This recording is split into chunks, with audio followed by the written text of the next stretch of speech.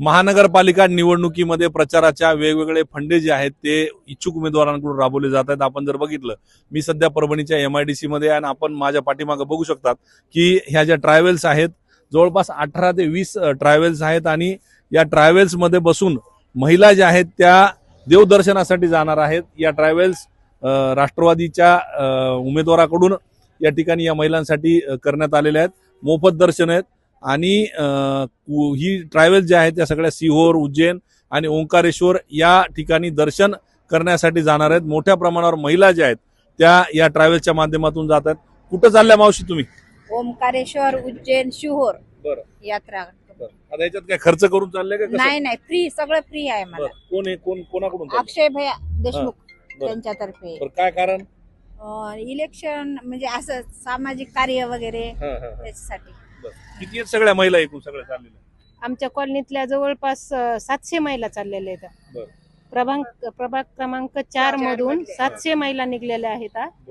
तरी बी सगळ्यांना आनंद होत आहे की खर्च काहीच नाही, समजा खर्च काहीच नाही। आम्हाला सांगितलं तुम्हाला खाली उतरताना मुलायला सांगा, तुम्हाला काही जर लागलं 1 रुपयाचा पण खर्च करू नका, पाण्याची बॉटल, खाण्यापिण्याचा सगळं तुम्हाला खर्च करण्यात येईल म्हणून सांगितलेलं आहे।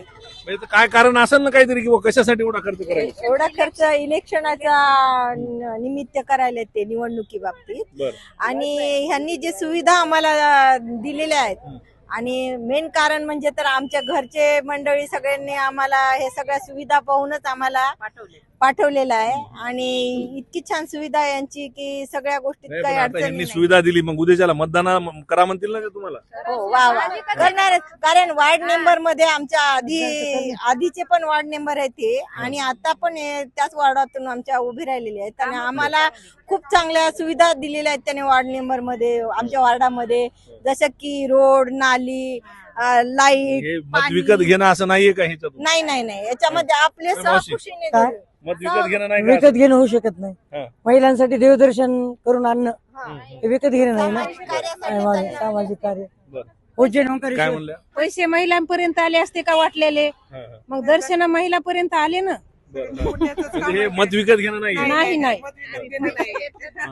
आपण जर बघितलं तर निवडणुकीमध्ये मतदारांना खुश करण्यासाठी निवडणुकीच्या अगोदर वेगवेगळे फंडे जे आहेत ते उमेदवारांकडून वापरले जातात, ज्यामध्ये ही देवदर्शनाची जी काही जत्रा आहे ती परभणीमध्ये केली जाते। 18 ट्रॅव्हल्सच्या माध्यमातून 700 महिला या देवदर्शनासाठी गेल्या आहेत। त्यामुळे आता या पूर्ण देवदर्शनाच्या या भूमिकेवर निवडणूक विभाग असेल, त्याचबरोबर विरोधी उमेदवार काय भूमिका घेतात हे पाहणं महत्वाचं ठरणार आहे। पंकज क्षीरसागर, ABP माझा, परभणी। ABP माझा, उघडा डोळे बघा नीट।